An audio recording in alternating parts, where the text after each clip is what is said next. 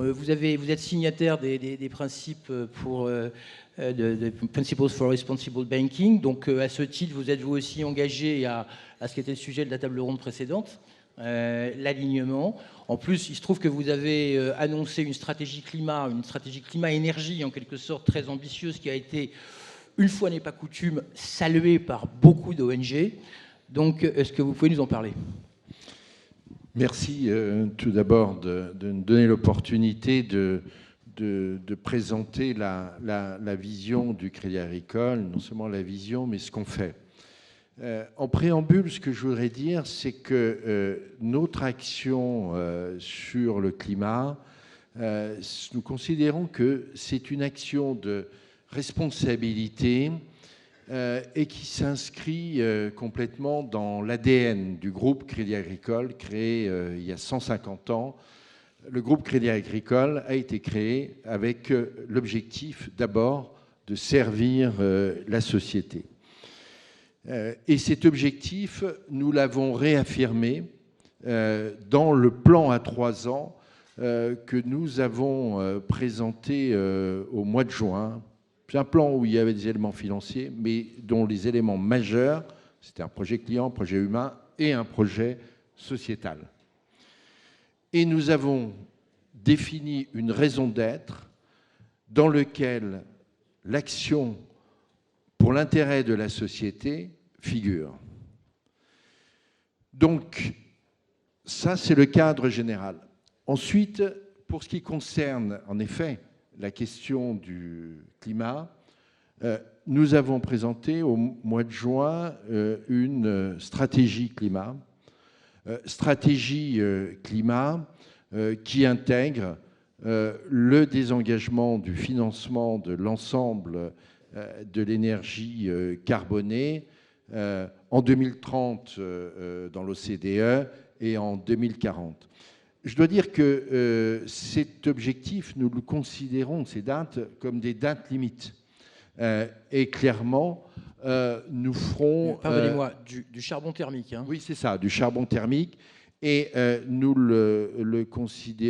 ferons le maximum pour aller plus vite que possible. Mais le désinvestissement est quelque chose d'important, mais il est encore plus important, c'est l'investissement. Puisque si on parle de transition énergétique, en fait, ça veut dire prendre une situation, une photo aujourd'hui, et la transformer d'ici une vingtaine d'années pour s'inscrire dans les accords de Paris. Et ceci nécessite des investissements importants. Ceci nécessite, de notre part banquier, de notre part investisseur, d'allouer ces financements, et ça nécessite aussi que les entreprises s'engagent elles-mêmes dans ce sens. Et c'est pour ça que nous avons institué une note que nous qualifions de transition énergétique qui vise à leur envoyer un signal dans ce sens pour qu'elles s'inscrivent dans cet objectif de transformation. Et elle sert à quoi, cette note, à l'intérieur de l'entreprise ? Le principe de cette note, tout d'abord, il est très simple. Comment nous allons noter les entreprises ? Il y a un critère qui est commun à toutes les entreprises. C'est le montant des émissions de CO2 et leur évolution. Et il y a un deuxième critère qui va s'appliquer secteur par secteur et qui sera une appréciation de leur business model.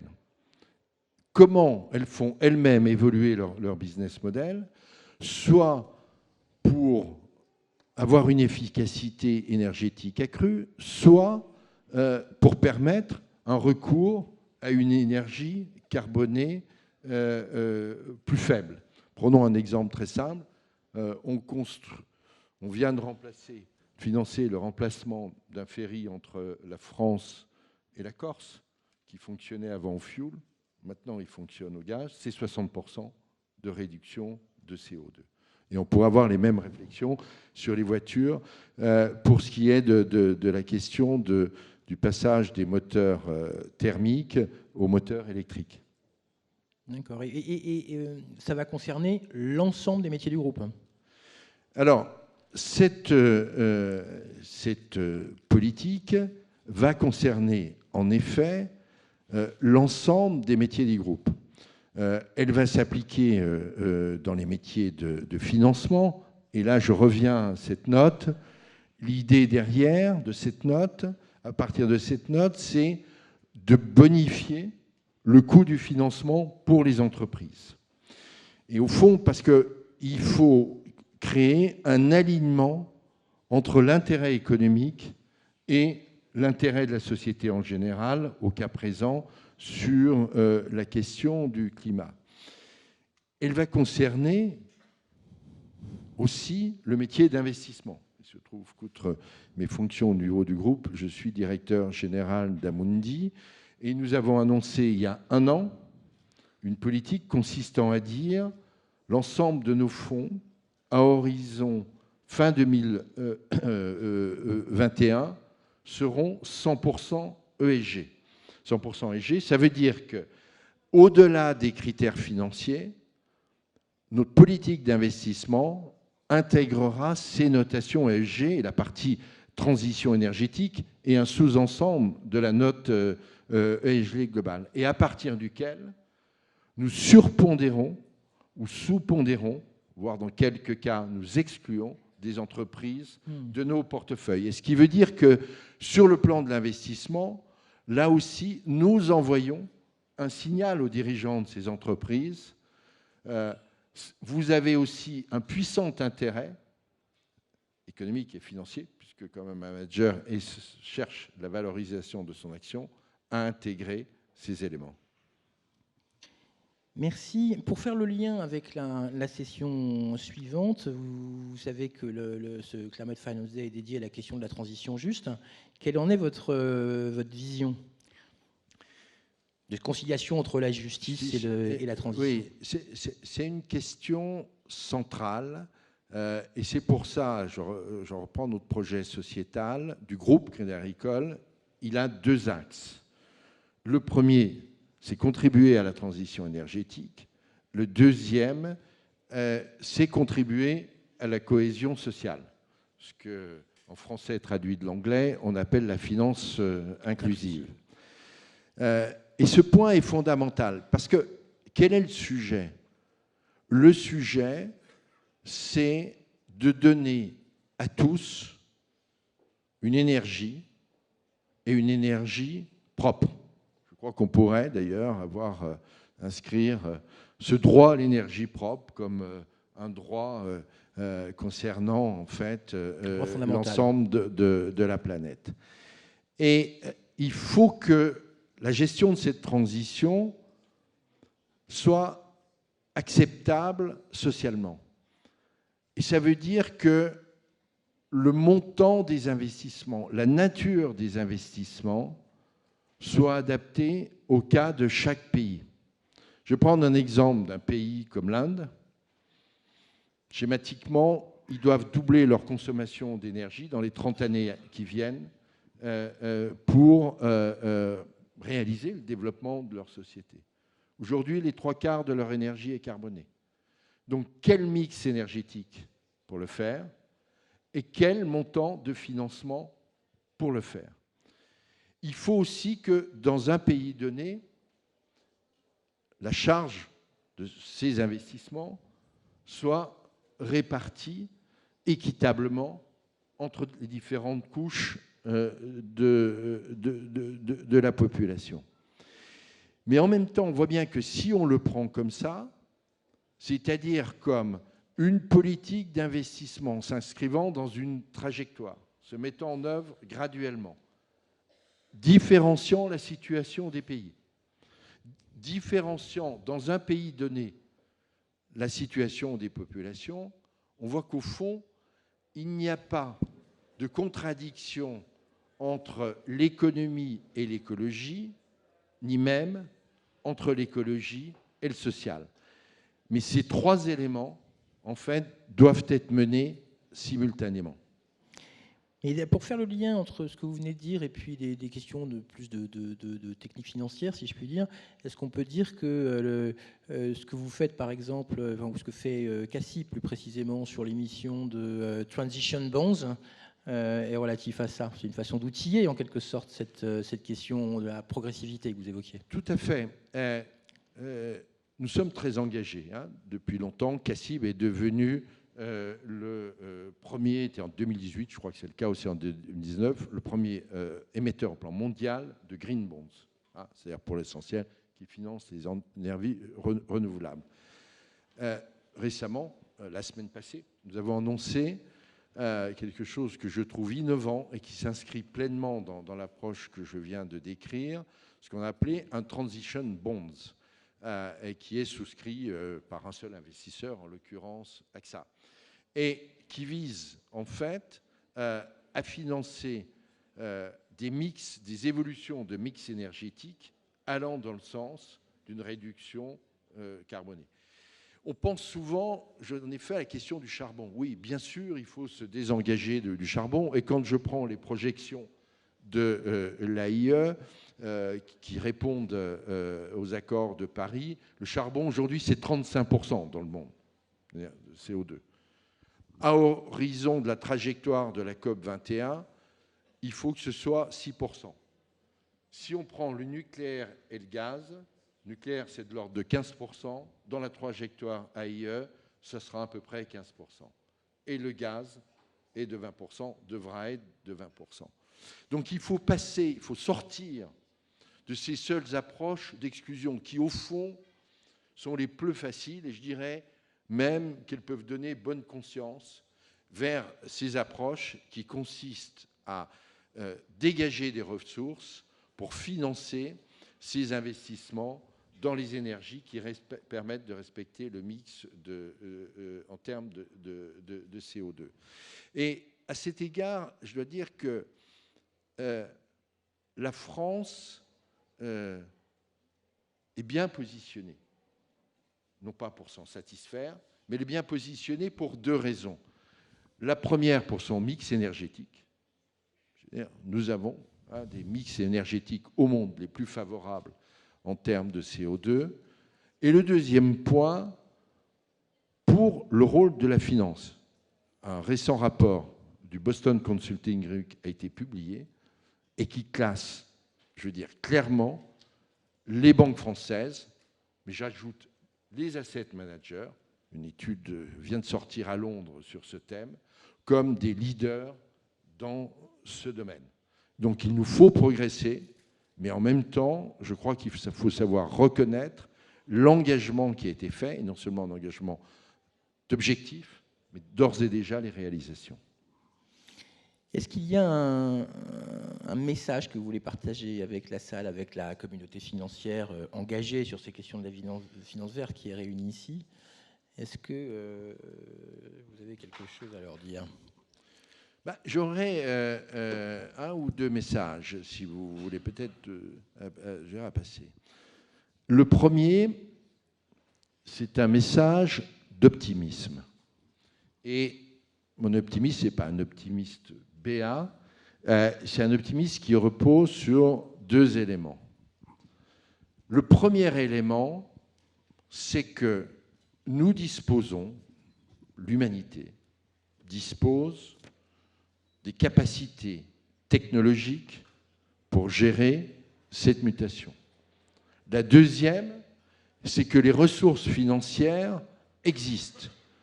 Et je dois dire que la politique de Taubat, que par certains égards d'ailleurs, qui nous pose à nous des problèmes, quelques problèmes en tant que banquier, c'est un parfait levier, je veux dire, pour financer cette transition énergétique.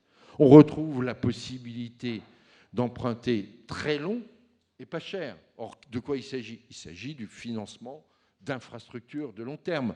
On parle d'une vision à 20, 30 ans, en réalité 50 ans, en fait.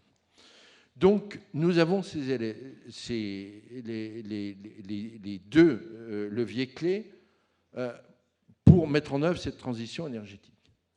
Le deuxième point, je suis frappé par l'accélération de la prise de conscience. Peut-être qu'on peut regretter qu'elle soit un peu tardive par rapport à ce que certains scientifiques avaient dit dès le début des années 2000. Mais cette prise de conscience est forte. Au niveau d'Amundi, nous avions défini en 2010 d'être un investisseur responsable, j'allais dire un gestionnaire d'actifs citoyens, comme un des 4 piliers fondateurs du groupe. À ce moment-là, franchement, ce n'était pas beaucoup dans l'air du temps. Aujourd'hui, je ne connais plus un investisseur institutionnel qui ne se préoccupe pas de cette question. En France, en Europe, mais dans le monde. Nous avons été sollicités, nous sommes la seule institution financière internationale, par le METI, le ministre de l'économie et des finances du Japon, pour implémenter l'ESG au Japon. Ils avaient pris du retard. Enfin, les Japonais, c'est des gens méthodiques. Quand ils s'y mettent, ils s'y mettent. Donc, cette prise de conscience, elle est forte dans la sphère financière, dans la sphère des investisseurs, et elle est forte aussi au niveau des entreprises. Il faudra du temps, il y aura des tâtonnements, il y aura des débats d'interprétation. Mais aujourd'hui, tout le monde se met en mouvement et notre mission, au fond, à tous, c'est d'amplifier ce mouvement.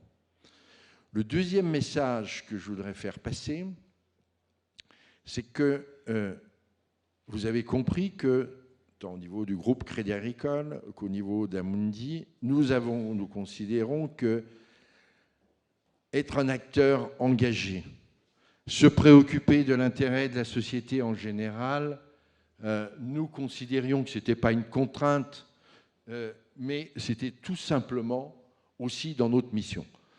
Nous avons vécu ces 40 dernières années, je veux dire, sous la domination d'une conception qui était que les entreprises devaient servir leurs actionnaires, point. La doctrine de Milton Friedman, la shareholder value, etc. C'est une époque qui est révolue. C'est une époque qui est révolue. Derrière cette question, c'est de dire non, une entreprise, ça sert ses actionnaires, mais ça sert la société en général.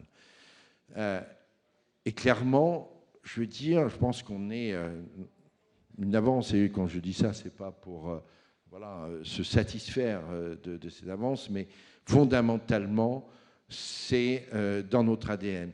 Et il s'agit, si vous voulez, pas de faire quelque chose en plus.